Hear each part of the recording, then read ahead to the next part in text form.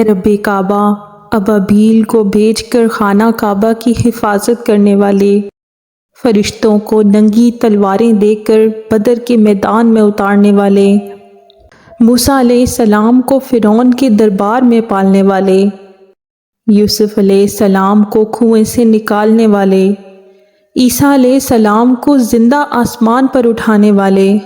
ابراہیم علیہ السلام کو آگ سے بچانے والے، یونس علیہ السلام کو مچھلی کے پیٹ سے نکالنے والے، فلسطین کے مجاہدوں کی مدد فرما۔ یا اللہ، تیرے لشکر بہت سارے ہیں، اپنے کسی لشکر کو بھیج کر فلسطینیوں کی حفاظت فرما، ہمارا قبلہ اول ہمارے حوالے کر دے۔ آمین آمین یا رب العالمین۔